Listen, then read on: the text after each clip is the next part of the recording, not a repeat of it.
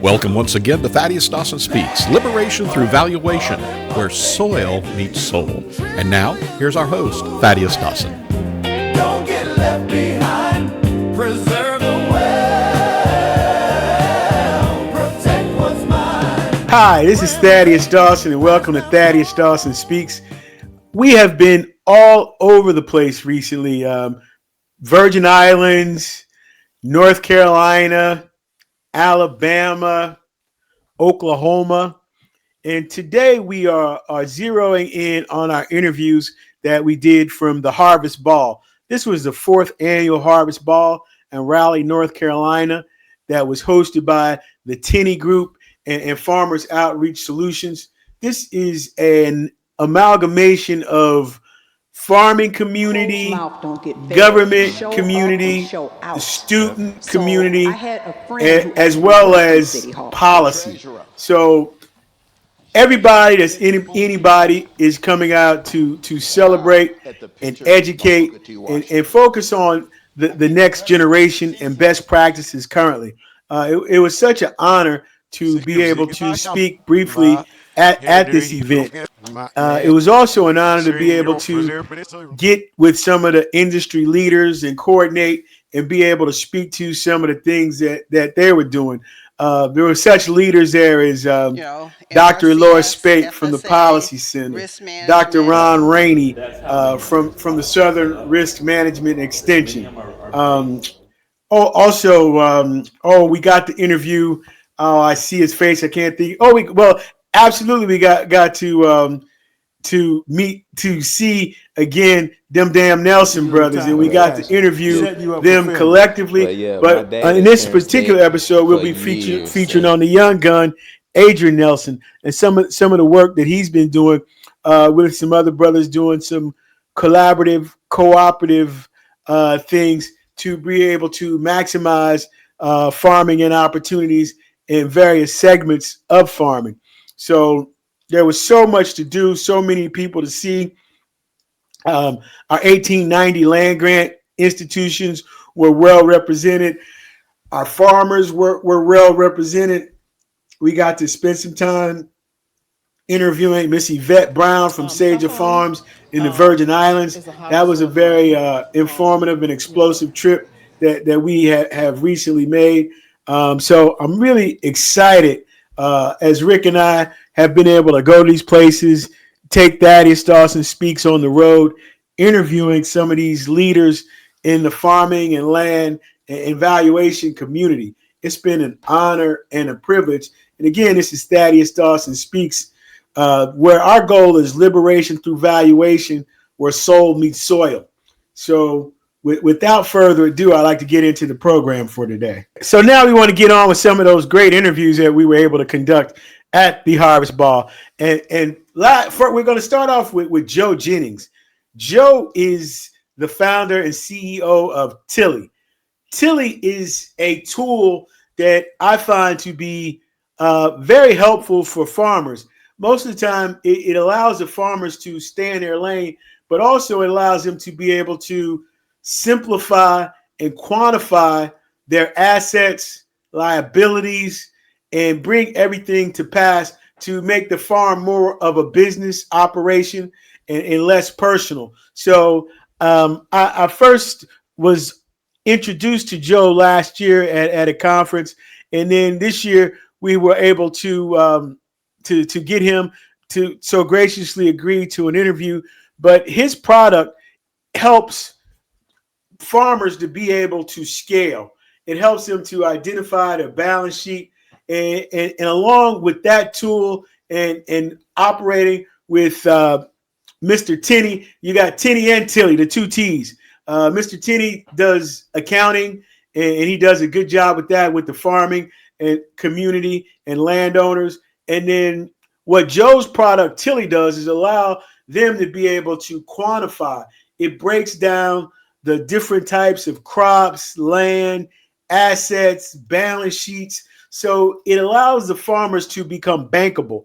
And this is a very, very valuable tool, and it's online. So we are excited to be able to interview Joe and the things that he's doing in the space to bring about some parity to the field for the smaller farmers. He typically deals with bigger farmers. However, this tool is definitely a game changer and allows folks to be able to not only compete but be able to quantify their assets for a more accurate balance sheet. Right now, we have the opportunity of interviewing Mr. Joe Jennings. Joe is the CEO of Tilly. Tilly puts together a format to help educate farmers to bring together their balance sheet. I had the opportunity of being on a Zoom call and seeing this amazing tool and how it works in order to help farmers be able to modernize and quantify their balance sheet. So, Joe, let's go ahead and let you tell us about that amazing product that you have. Well, thanks, Thaddaus. It's good to be with you, and just here in Raleigh this weekend at the Harvest Vault. It's always exciting to be here with all the farmers. And Tilly was really a solution to a problem that I saw throughout agriculture that really started around siloed information, where farmers were getting pieces of information here, there, and yonder. Their data was scattered. Believe it or not, the farm vault really is the console of the truck, or the floorboard of the truck. So you hear from lenders and CPAs, and massive need to organize this data into one place. So as I watched farmers, I realized that their brilliance is in their subconscious knowledge of how they farm. They don't even have to think about it. They can plant, they can spray, they can harvest, but the financial function was complex. So we wanted to create a complete, holistic system to address the financial analysis and risk management needs of farmers. And a couple of webinars, why I found it to be so interesting is because it even aggregates the information for me for a valuation standpoint. It breaks it down in the acres, it breaks it down into what's irrigated, it breaks it down into equipment. Right. It also breaks it down into building. So you're able to separate all of the different components, whether it's land, building, equipment. And it also had a special section for the Schedule F. Right. And it was just amazing how that was aggregated to be able to help people tell the story, because a lot of times they're not able to articulate because they are farmers, not that they're less intelligent, that's just not their bailiwick. Right. I think the core is the farmer is the heart of this. It's the farmer's data. He owns it, controls it, decides who sees what, how much they see. So the farmer's in control. But by bringing it all into a central location, the farmer has everything at his fingertips. Now, is your program web-based? It's web-based, yes, and it's also mobile phone-based as well. So our farmers walk around literally with their farm vault in the palm of their hand. All types of data, farm data, financial data, marketing data, commodity data, yield histories, everything is right in their hand at all times. Now, how does that work for the farmer? Do they subscribe to your service? How exactly does it give you a membership? Yes, we have a subscription. So we do all of the onboarding collection. The farmer really doesn't have to do any type of analysis. We believe that if we can give farmers the chart, graph, table in one picture that they need to make that decision, they'll make the best decisions. They'll make the right decision for the farm. So we've set it up with 2 subscriptions. We have what was called Tilly Essential, and Tilly Essential really addresses the farm production, the records, the 578 base acres, their budgets, optimizes their ARC to PLC, crop insurance, and prepares them to go to the bank. And so that's $950 a year. And then the complete Tilly with all types of storage, everything from stress tests for the whole farm, nematode tests, so the farmer could actually go in, soybean producers can see how much risk they have for nematodes based upon soil types, which are modeled into Tilly. And that's $39.50 a year. Now, do you do anything as far as forecasting with the ag economists or anything to kind of give them some extra tools there in order what to look at? We forecast in real time every week yields in soybeans and corn in every county in America by irrigation type, and also we know how many acres are in each county that's irrigated. So we're very deep into predictive analytics as it relates to yield forecasting. So one of the things that I talk about in highest and best use is the difference in value between irrigated and how much irrigation adds to value. Can you speak on that a little bit? It does. I guess part of the things that we include is we have the farmer's yield history by practice. We also have the county yield histories by practice. So we see situations across America where a farmer can have two exact farming practices. One field could yield 200 bushels of corn, and the other field may yield 190 bushels, while the county averages 200 bushels. Well, that's important information in terms of rent structures. It's also important information in terms of the actual valuation of the land when you own the land. So one of the things that you just said that really struck a chord that I do in the heirs property training is a lot of time in heirs property, people may be getting a lease, but they may be operating on a lease that granddaddy had in 1980, and it hasn't been updated. So based on your information, you're able to accurately assess what's going on in the market and update that leasing structure. There's a lot of talk today about the seed, chemical, and fertilizer companies, about how input prices are really putting farmers out of business. And my argument has been we need to look at the fixed cost, equipment prices, and land. And if you think about what's happened, we've had the institutional buyers have been purchasing farmland as an investment, insurance companies, investment holding companies, and so land prices have gone up dramatically, which have required more rents. But the yields are not supporting the lease structures. And I do think there's going to be a correction there, particularly as interest rates have moved higher and are likely to move higher over time. It'll be a correction. But it is so important to know how productive your land is in terms of its potential revenue as you negotiate those leases and make decisions on rent structure. And it's all about making informed decisions with the evidence and the data science that's available now. Now, when it wasn't available, you could do it intuitively. Right. But now that you have the tools to be able to do it utilizing science, I think that's where the shift comes in for the young people. And you talked about scale and mechanization. I think with your tool, smaller farms, they get an opportunity to be able to compete, because I think in the current economy, we're going back to more localization and food sourcing. Absolutely, and not only that, but to grow. We're going through. We're starting to see the largest change of farm ownership and management in history. Well, that's what we talk about. That's what we started our conversation with. The largest transformation of wealth in history. And what you're talking about is to say, well, we are on the other end, because black farmers and black families are impacted and are only participating in 3% of that transformation. Right. For various reasons, where we make up 15% of the population, and that number should be higher representative to the population. And Thaddaus, I see this as a major opportunity for our black farmers across America, because land, for once, is coming available at such scale that they're going to have the opportunity to get their hands on more land.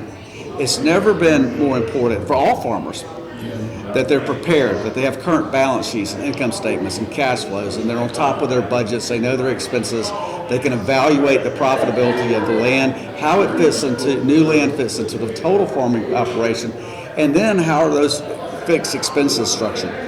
Do you have too much equipment? Is your equipment too old? You're paying too much in repairs. How do you scale that? And coming back to our original conversation, land productivity and really understanding that land's potential, that's where it has to start for you to decide how much you want to take on into the operation and how you want to capitalize that operation. And so I really thank you for taking this time out to talk with us. I'm looking forward to us being able to work together in the future and figure this thing out. And it's just an incredible opportunity. I had a chance to get introduced to you last year, but I didn't get a chance to talk to you. But we're here now, so. Well, I'm excited to meet you. We have case studies with some of our black farmers particularly that hadn't even thought to have their land appraised, and they were carrying it at cost on their balance sheet, And all of a sudden, once we've updated their balance sheets, we found a lot of financial assets. So guess what? Their world changes because their credit, their AAA credit. Exactly. Their capitalization changes. Now they've got a lot of capital, that land appreciation. So I just want to encourage you with your work and really get the word out to farmers. It's so important. So that's what we've been doing with the radio show, Thaddaus Dawson Speaks, Liberation Through Valuation, where soul meets soil. Yeah. So we're taking it across the country. We're here in Raleigh this week. Next week we'll be in Oklahoma teaching heirs property training in the land valuation section with Mississippi State outreach. So I'm really excited, and thank you for taking out this time. Today we are interviewing them damn Nelson brothers, but we're starting off with a single interview with the youngest of the Nelson brothers. That's Mr. Adrian Nelson. He's probably got the biggest smile and the youngest. So Adrian is doing some phenomenal work with cooperatives and bringing other farmers into the fold and continuing his family's legacy where they are doing phenomenal things down in Louisiana. So without further ado, I want to jump into our interview with Adrian Nelson. Today we're in Raleigh, North Carolina at the Harvest Ball. And I told you, I posted this on LinkedIn before I left yesterday. I'm going to the Harvest Ball, and I'm going to get with them damn Nelson boys. And who was the first person I seen when we came in? I was getting on the elevator, and I hollered out, like, them damn Nelson boys. And he turned around smiling. Look at that. That's $1 million smile. How much you got invested in that smile down there, boy? There's two-face. Okay. There's two-face. Okay. This is Adrian Nelson, fourth generation farmer out of Louisiana. Third generation farmer. I'm planting the seed for the next one. Yeah. Third generation farmer out of Louisiana. I had the distinct pleasure of meeting him and his brothers last year, and I've been trying to get to them. They are doing some amazing work.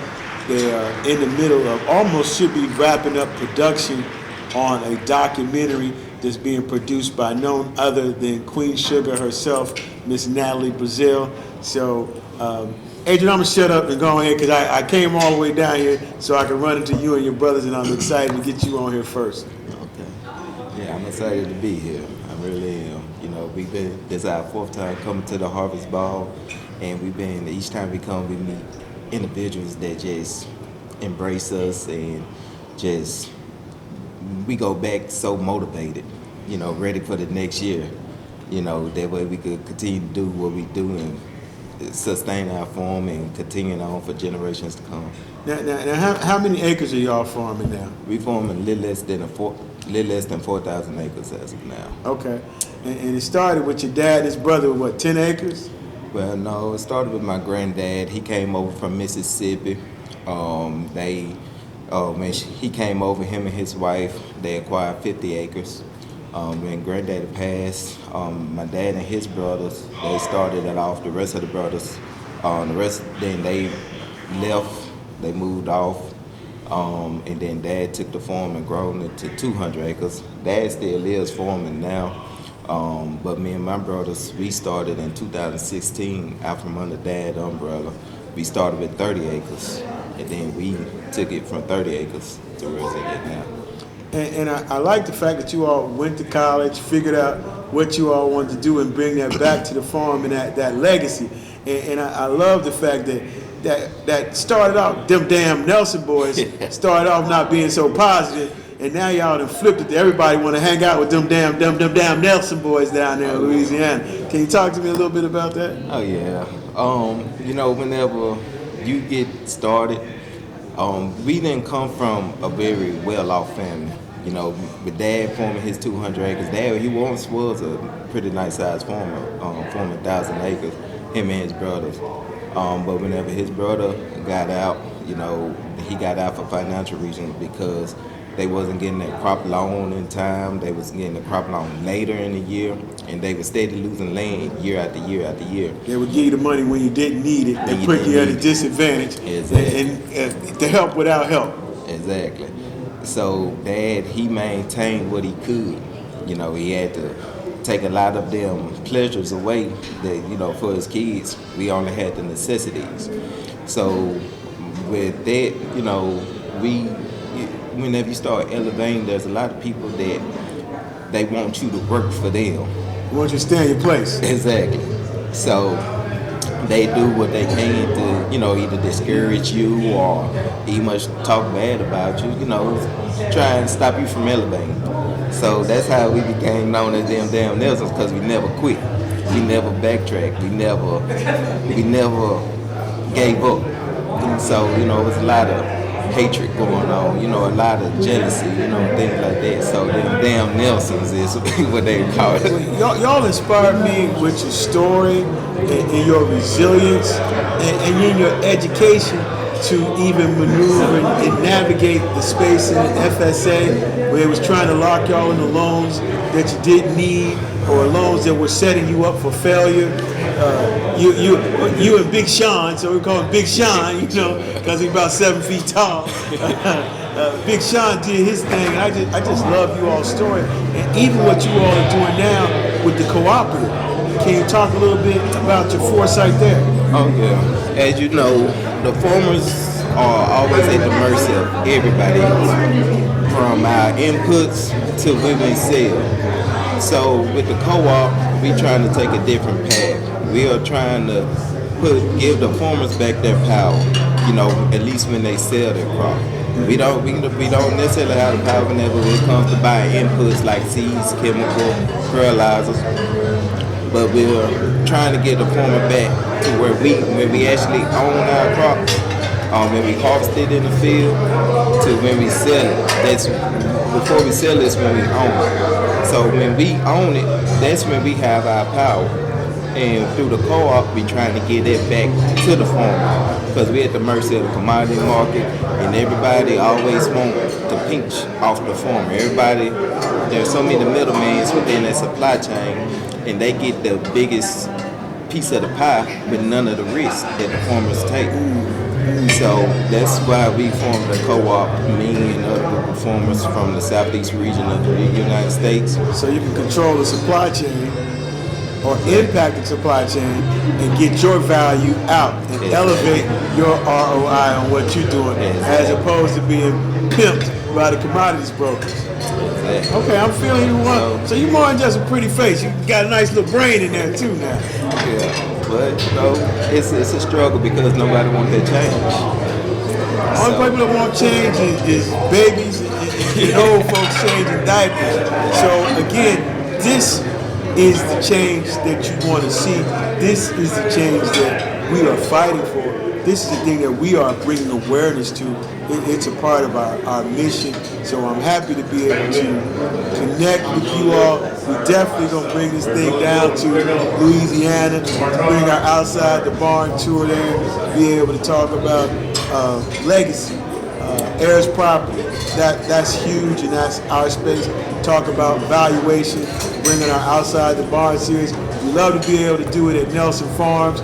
So now they've been reconnected with you all. Now, I know I saw Sean. Is your other brother here too? Mm-hmm. Yeah.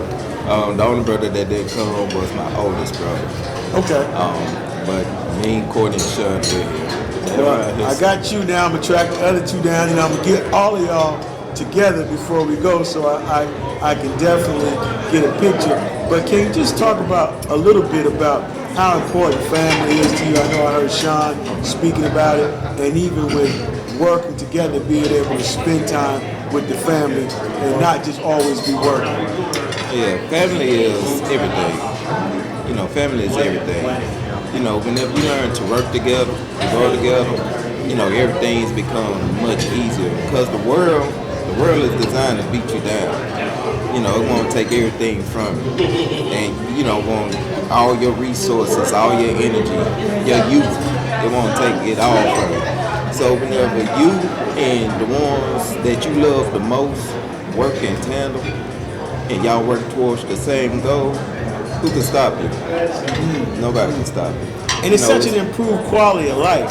And I think if we could ever, as a people, get over the shame of the farm, the land didn't do nothing to us, but we have to be able to pour back. And I think that you and your brothers are a shining example of what the future should look like. And the future is actually now. you all are doing it in real time, and I think can be a shining example for the rest of the world. I'm so excited for your documentary to come out. I really can't wait. I was hoping that Miss Brazil was going to be here because I was bugging the mess out of her last year, as well as y'all. When I get to these places, I tend to get very excited, and I feel like I'm back home. So I've made it's been a spiritual connection for me, and it don't even really feel like work. Oh yeah, and I agree with you with that. When you're out there in the field, you're going throughout the crop year, you get, especially on the summer that it get hot out there, you get a little weird, you get a little drained. But then whenever you finish with harvest, you come to an event like this, you're able to connect with your buddies and things. Y'all able to talk about what's happened throughout the year, how y'all overcame this, and what y'all plans for next year is reinvigorating. Get to talk to individuals like yourself about what we did throughout the year, and y'all had that excitement. It's been exciting for me. I spoke at Morehouse last week, and so I was telling them that I didn't get accepted to Morehouse because I didn't pass the paper bag test. Now my brother said it was my grade, so this is a debate we've been going on. But because I didn't go to Morehouse, I ended up going to Tennessee State. So I think that the Most High knew better that I belonged out in the field. So I'm down here at the Harvest Ball with the 1890 land-grant colleges, with them damn Nelson boys that I'm so excited about. I can't get the rest of them. Can't wait to get the rest of them damn Nelson boys in the interview. So I thank you for taking out this time. We interviewed your partners in the co-op earlier, so we'll be able to string all that together. And I just really appreciate you. So Adrian is kind of like Michael of the Jackson 5. He just to jump in and take the mic first. But now we're about to bring the rest of them damn Nelson brothers in, and they like Adrian likes standing next to me when I'm standing next to the Nelson brothers, because he is the baby, he is the shortest. But then standing next to me, he has a little bit more levity. So I like to jump in and interview the rest of them damn Nelson brothers, and here we go. Third generation farmers taking over the farming industry, doing their thing. They got cooperatives, and I'm going to shut up, and I'm going to start over here to my left because he's the closest one to my height. And so I'm going to go ahead and pivot to my left. There y'all go laughing again, man. What's funny, bro? Y'all already cracked about me being short, man. I'm vertically challenged, man. I'm feeling some kind of way. Y'all giving me a complex, but you still laughing? Hey. Well, tell the people who you are and what you do, and then I'm gonna come back to you because I want you to talk about the cooperative too.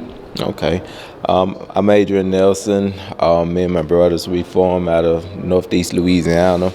Rice, cotton, corn, and soybeans, and that's just our passion.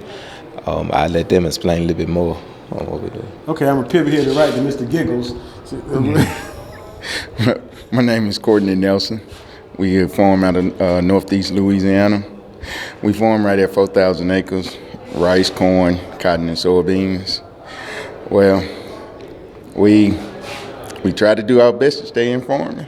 I'm excited, but I know if I need to get y'all in line, let's just come over to my man, Big Sean. Y'all gonna fall right in line. So he been laughing at me, Sean. Tighten him up. You laughing too. Yeah, it's okay. Yeah. Well, tell folks who you are and what you do. Willis Nelson, farm with my four brothers, right out in Sunhammer, Louisiana. Mississippi Delta, corn, rice, cotton, soybeans, wheat, mallow, whatever the market dictates, season dictates. I'm also on the National Black Growers Council board member on a couple of different things. And I know y'all got a big TV documentary coming up next year with none other than Queen Sugar, Miss Natalie Bazell herself. I'm excited about that. Can you talk about that a little bit? It's just Natalie. She came out. We was in her book, The Harvest, and she decided she wanted to do a film. She didn't know what it was going to consist of, so she decided to go with a documentary. With the documentary, she spent a couple years with us on the farm, just looking at all the hard challenges, the success, the family time, just what it's like to be an American farmer. And and she documented it very well. And we was family before, and I think it was about 2018 when we first met her, and she always been around since then. Well, I started here with you all last year, and I had the opportunity to meet y'all, and I've been really excited and looking forward to getting back. I had y'all's contact information, and I got a new phone and lost it, so I couldn't get your information from nobody. But we back here now, so I'm gonna pivot back here to the man with the $1 million smile, so he could. How his smile get so much stronger than y'all's? What's going on? He spend that money. When you got money, you can spend money. Oh, so he must not be married. Not yet. He about to get married. Oh, okay. Yeah, not yet. So talk a little bit about the cooperative that you all have formed. Okay, well, the co-op, Southeastern Heritage Cotton and Grain Co-op, is a co-op that is formed by many of our close farming buddies here in the South. We all have the same issue, the same problem, from Louisiana to the Carolinas down to Florida, and we formed it to try and give the power back to the farmer. You know, we is at the mercy of everybody. So we try to gain some power back. I know we talked earlier about everybody making money off the farmers but the farm. And that's the whole goal of the cooperative, is to try to increase the return on investment. Yeah, I like to call them the middleman. Whenever we sell our crop, you know, we only have ownership of our crop is before we sell it. And that's where we have the most power. So when we sell our crop, the middleman, he gets a nice piece of the pie without any risk involved. He ain't been out there on the tractor, nothing. Exactly. Ain't pulled nothing out. No input costs, anything, but he capitalizing the most off of it. So that's why we formed this co-op, to be able to find a direct buyer, eliminate as many middlemen as we can, so we could increase our profit margins. I love the fact that you all went to college and then took and brought all that institutional knowledge back to the farm. Was that by design, or talk to me? I'm back over there to you again, okay. Well, yeah, it wasn't by design, because to be honest, you wanted to get away from the farm. No, I always planned on retiring back to the farm. Okay. That was my plan. But whenever I graduated college, couldn't find no type of job that was worth having. Nothing that was prestigious, or, you know, something that I could be proud of. The job that I did land, I was miserable. You know, it wasn't in my upbringing, you know, to perform the way. I was working with a loan company. I was a finance major in school, so that's why they was so eager to hire me. I know one of the things that we talked about was getting financing to improve the farm, and them trying to distribute money after you don't need it and not giving it to you in a timely fashion, setting you up for failure. Well, yeah, my dad experienced that for years and years. So my brothers could speak more on that, because they was actually around during the time I was young and really, I knew, but I didn't know. They actually seen firsthand. So I'm gonna pivot back around now, because I remember you talking about it last year. So I'm gonna go to you, because you right next to me. You still laughing at me, because I'm gonna grow, man. Wait till I grow. I'm come see you. With my dad being not able to get the loan on time, he lost right at 500 acres because the bank held them off until June. And that's basically it. We sat up there and we done found a bank that would fund us with no hesitation. So we is actually growing without the FSA or USDA office.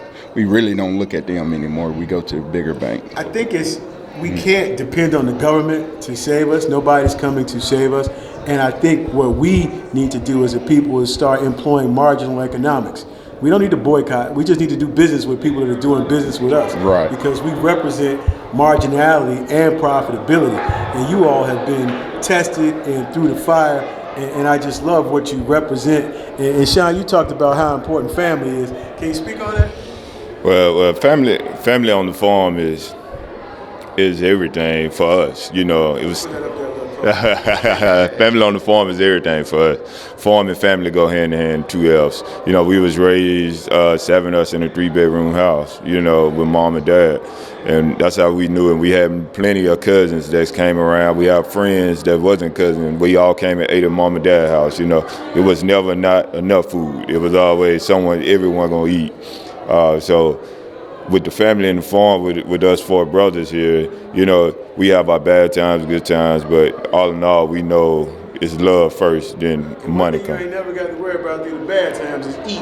Yeah, that's for sure. Yeah, you want to eat, you come find mama, you know. So that's one of the things that my family is from Georgia, and my dad always talks about his grandfather when they relocated from Georgia to Cincinnati. He said he never worried about eating until he got to Cincinnati. Yeah. So I really am so proud of you all and the work that you all have been doing. I'm looking forward to bringing our Outside the Barn series down to the farm so we can talk about reconsideration of value as well as heirs property and planning. So thank you all for taking out this time for the interview. Anybody got any last words? No short jokes. Now y'all tell some short jokes. I'm gonna have to stand on the chair. So I would like to speak more on the financial side of things. So when we first started, it was Adrian got his loan first. You know, the farm was directly in Adrian's name, and it took forever. The process was 4 months, 5 months. You know, we started on it in October, probably didn't get through with it until March. 1st of March when rent is actually, you know, everybody want their rent money. Over that time, I got involved, stuff like that. So with the FSA, it was a long, drawn-out process. It was still delayed, not enough funding. Trying to farm 3,000 acres with 500,000 just don't get it, you know. So by this time we did an interview. We did an interview in First Southern Bank. David Bishop, he found us on Twitter, Instagram, and from there we built a relationship with First Southern Bank, and now they roll us pretty good. That's so important, banking and the relationships, and they go hand in hand. And we are always underbanked and over collateralized, and the things that you all are doing is amazing to be able to get out here and tell the story. You all are an amazing shining light, and I just thank you all for taking out this time. I applaud y'all, I applaud the family, and I'm coming to see y'all. And no jokes, man, y'all can't be laughing at me when I get down there now. Get you a pair of boots. Welcome to Thaddaus Dawson Speaks, Liberation Through Valuation, where soul meets soil. Today at the Harvest Ball, we had the distinct opportunity of interviewing Dr. Ron Rainey from the University of Arkansas. Dr. Rainey also runs the Southern Risk Management Education Center. He is a giant in the agricultural space with farmers as well as education through extension across the country, especially through the Southeast. So he was so gracious to grant Thaddaus Dawson Speaks an interview while at the Harvest Ball. So without further ado, we're going to jump in here to this exciting conversation with Dr. Ron Rainey. And right now we have the distinct honor and privilege of interviewing Dr. Ron Rainey at the University of Arkansas, Southern Risk Development Center. I'm sure I messed that title up, but we're going to jump right out here. Dr. Rainey does risk management, and he's an ag economist. So go ahead, Dr. Rainey, let's jump in there and tell us what you do, where you at. And I know you got about 50 million different hats you wear. I do wear a number of hats, but they're all in academia and education. So my official title is Assistant Vice President with the University of Arkansas Division of Agriculture. But I am an agricultural economist that works primarily in extension outreach, which means that I take applied research, I take best managed practices, tools and strategies and decision aids, and we take them out to farmers and ranchers through education and outreach. So we've been on this trail bumping each other the last couple of years, and I've been out here with the 1890 land grants. Yep. I've been tracking you down, bugging the shit out of you, and finally I wore you down. You got tired of me chasing. So I'm thankful and grateful that you're giving us this time here, and look forward to working with you on some projects. No, we do run into each other at a number of places, which shows me that you're passionate about trying to serve others, trying to help our farmers and ranchers. And those organizations and those service experts that serve our farmers and ranchers And that's important to me because one of the things that our farmers and ranchers, because people don't know what they don't know. So if you're relying on a professional expert or service, and you don't know how to evaluate it, you don't know whether you're being given good information or bad information, you have no point of reference to evaluate it. And so one of the things we do in our outreach of managing risk is, one, we try to build out those risk management teams, and it is a team. So for our farmers and ranchers, they need some external help in finance, in their production systems, in their marketing, in their understanding of legal, and even in their understanding of HR. And we try to build out, those are the 5 areas of risk management that we target. And we try to build out not just resources, but networks of experts that we can leverage to help farmers be able to turn to help transparently explain their environment, but more importantly, give them some ideas on the tools that are available and effective strategies to managing risk. One of the things that I don't think that our farmers really get the opportunity to participate in, and I see you all do extensive work, is that crop insurance. Can you explain crop insurance and how it helps the farmer to be able to sustain? Yeah, and so in essence, as a farm business, you want to develop a business entity. And you want to have an entity that is separate from your personal life. You want to either have a separate sole proprietorship or an LLC, but you want to have your farm in a business structure, but then you want to protect that business structure. You protect that by getting insurance of some sort. And so crop insurance is set up to help manage the risks that farmers face. There are specific type insurance products. You can get insurance of your yield, so you can get a certain yield level, and then you're protected against adverse yield impacts.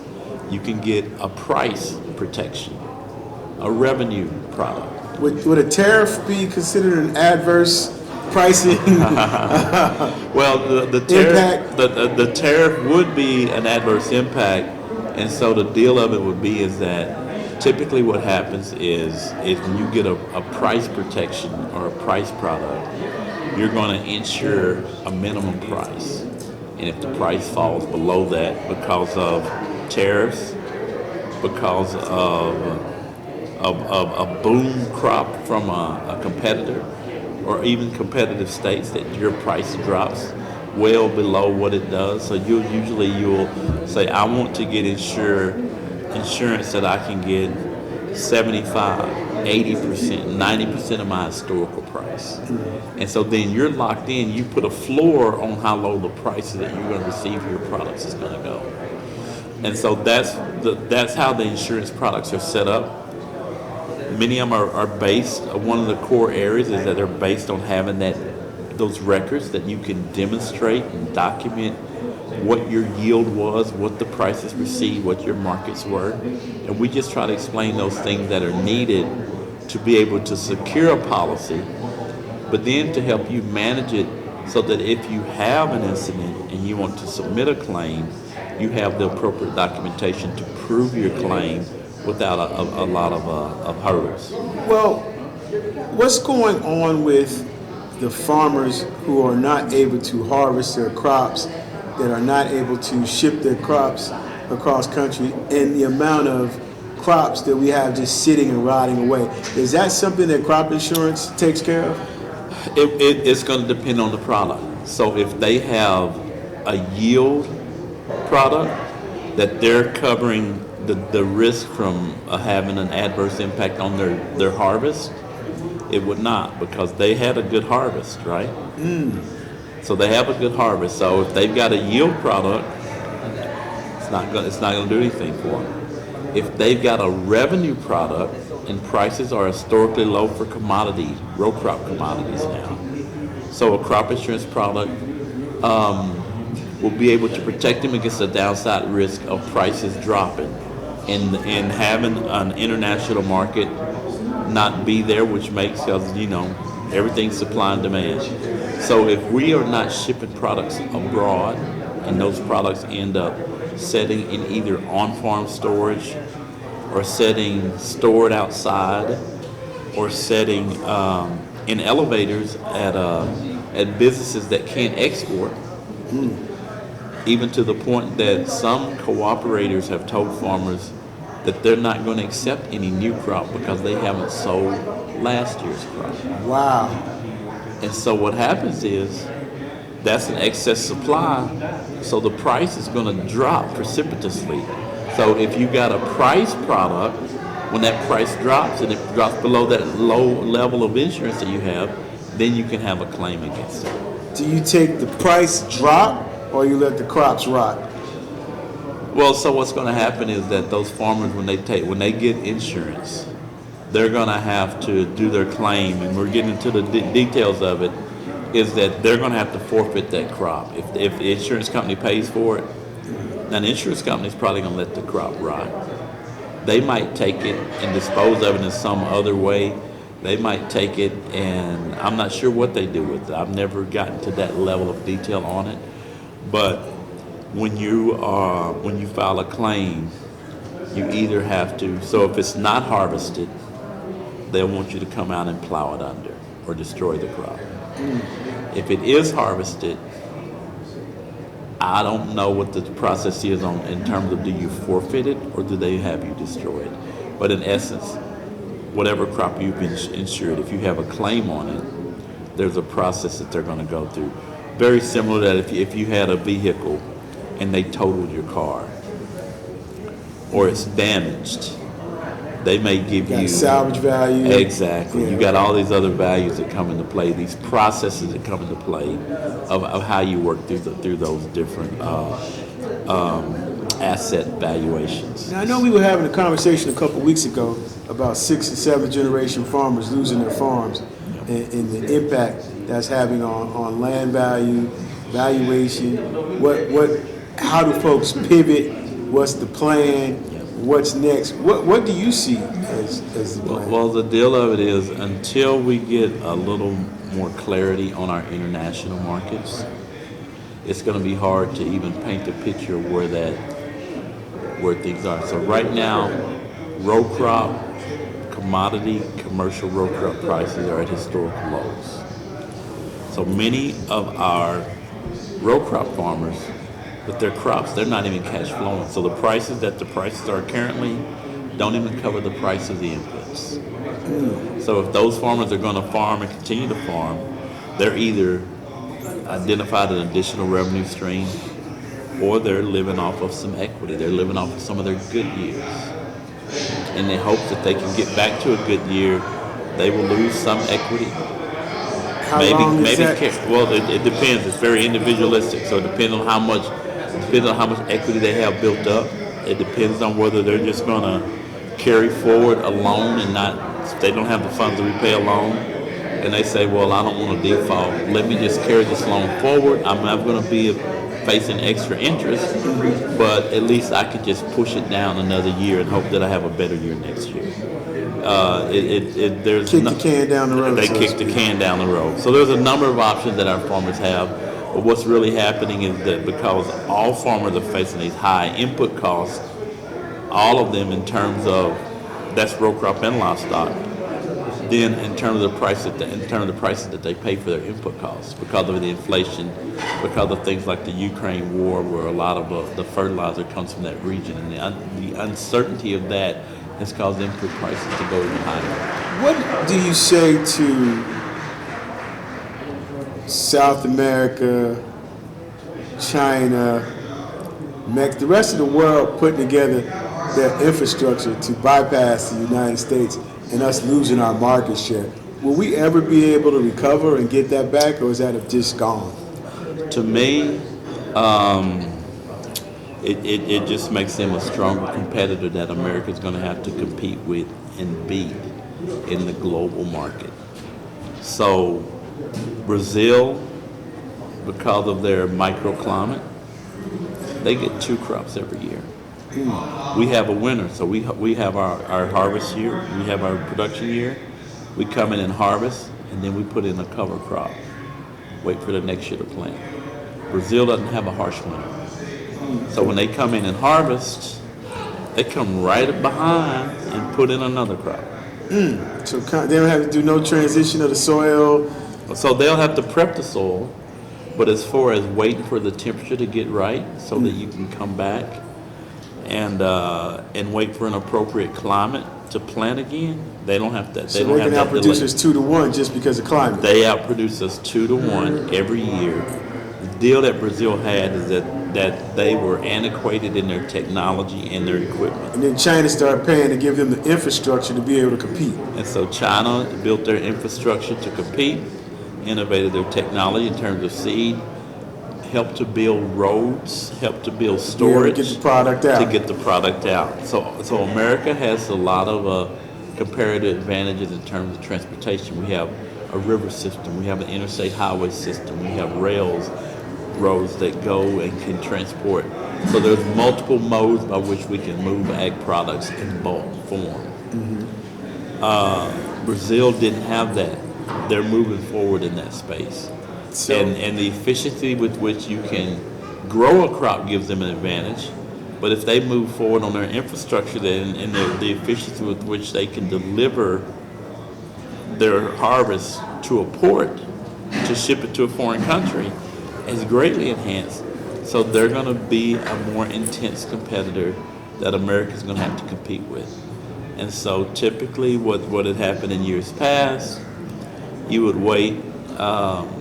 America was a leader, so they always had a leader in terms of the market, in terms of providing and serving a market. So that consistency option made people say, hey, I want a consistent supplier, so America's my first choice. What about America's advantage in exporting beef to, say, China and Japan? Is that dead as well? So what's going to happen is that all of that foreign competition is going to increase. So you've heard talk of... And that's going to put downward pressure on pricing here in the United States. It will. One, because it's supply and demand. So if there's more global supply, that means there's less of our domestic production that's going abroad, then there's more production here domestically, which is going to enhance the level of supply, so prices here are going to drop. But the thing of it is that people talk about, so our livestock sector, prices for cattle is extremely high right now. Is that due to the tariffs, grain? Well, so that's just due with the cattle cycle in that we've just had some things where people were slowly, supply was going down, but the thing of it is because the prices are so high, it's good in that as a farmer, if I sell my product, if I sell my herd, my inventory, I'll get a great price for it. It's bad if I want to rebuild my herd and say, hey, I want to sell some heifers, I want to sell some calves, but then I want to replenish. When I go back to buy some more cattle, I'm paying a high price.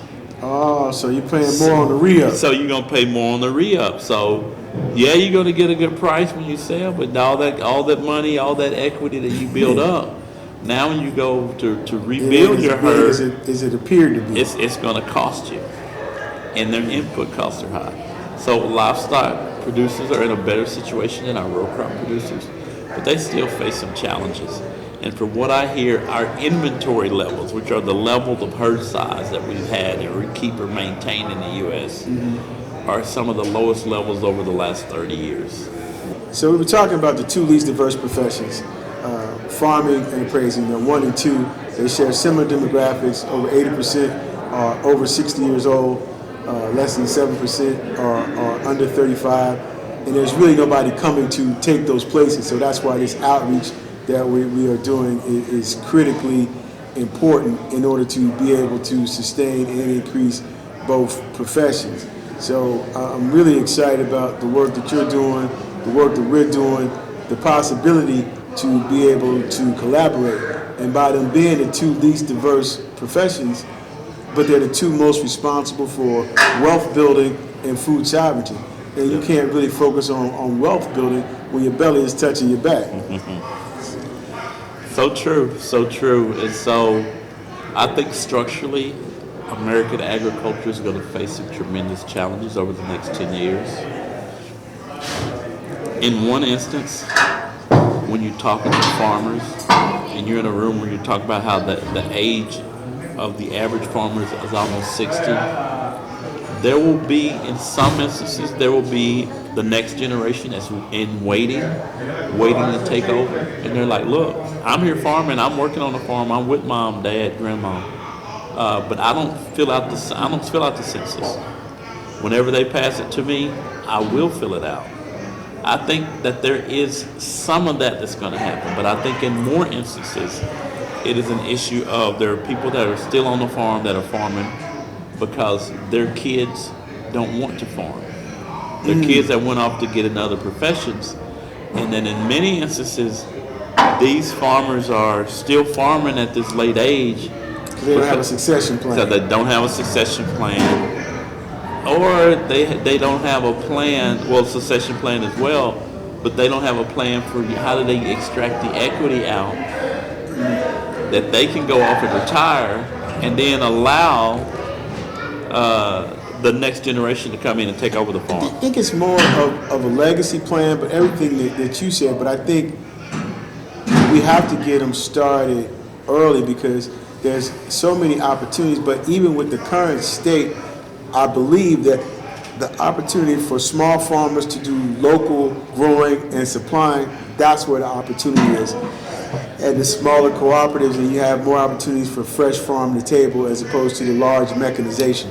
I think that is a big part of the transition that's coming because farmers are known for being asset rich and cash poor. Mm-hmm. And that applies more so when you're talking about a large-scale commercial farmer, whether that's row crop or livestock. Mm-hmm. They own substantial acreage, which has a nice value, so on a balance sheet that looks good. So the other thing is that value tends to be disproportionately negative for black folks.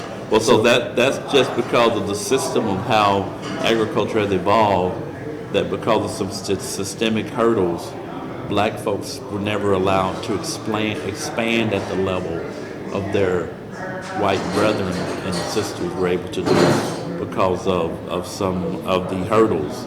So we've heard of the class action lawsuits for African Americans, Hispanic, Native American, and well, that's what we women. And so the deal is that all of those class action lawsuits were around the farm loan. Because they're cash poor, they need a farm loan to go buy that next 40 or 80 acres that's come available, or to upgrade to that equipment. And because systemically they weren't able to do it, I always tell the story when I'm talking about what happens with the inequities in ag. A friend of mine showed this picture with great pride of his family in 1948. His father, he was an African American from I think South Carolina. His father showed this picture when they were able to buy their first mule. He bought this mule in 1948 and they were farming I think 80 acres. As an economist, when I look at that picture, I say, what would have happened had they been able to buy a tractor in 1948? So one of the things that I got the opportunity to interview one of them damn Nelson boys earlier that talked about farming, and what Adrian talked about was them not being able to get loans in a timely manner. So and that's the issue. And if you can't get a loan and you don't have cash on hand, you can't make the efficient business decisions to grow and expand your business. You can't invest in the latest technology because you can't afford it. Mm-hmm. You can't. But you can't afford not to do it either. Well, you can't afford not to do it, but what happens is one of the things our large farmers do is they've scaled up to become more efficient. Mm-hmm. If you were to look just across racial lines, you would see that black farmers on average are smaller than white farmers because they have not been able to grow. And when you grow, so you go back to that mule versus that tractor. With a tractor, you can easily farm 80 acres. Mm-hmm. You may be able to easily farm 160 acres. And by farming 160 acres, you're going to get to 2 tractors quicker. And so you think about the time. So from 1948 to 1970, agriculture went through a tremendous revolution. Farm size doubled. We exchanged efficiency of labor, hand labor, manual labor for equipment. But if you were unable to buy that equipment, you were way behind the 8 ball as land was becoming available, as land was being cleared to expand production so that you could build out your asset base to be able to provide a substantial foundation of farm business. So that's the place that we're in.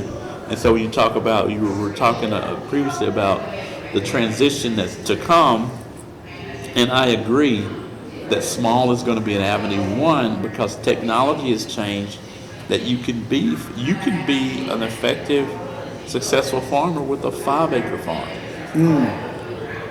And you don't have to, because one of the reasons they have to get larger acreage is you see those large combines, those large tractors, they cost $500,000. Wow. Okay. So you have to farm substantial acreage to pay those fixed costs. As an economist, we call economy of scale. You have to scale up to lower your fixed costs. And that allows you to farm over more acres. So now you have our farmers, many black farmers are just now engaging in what they call precision ag, which will actually lower their cost of production. But they don't have the technology equipped because they don't have the guidance, automatically guided tractors to do precision ag. Is that something that drones and mechanization helps with as well? So that's a technology that's absolutely going to help. I saw research where they're actually spraying herbicide, fertilizer on fields, small acreage fields, with the drone. So that's one of the things that we've been emphasizing, teaching the students to be able to get the A107 drone training license, and you can use the drone for spraying crops, picking crops, herding cattle, geospatial measurements, crop inspections, and we can do the same thing with building and inspections, geospatial measurements, residential and commercial, as a career field. Yeah, and so all of those technologies are on deck to transform agriculture.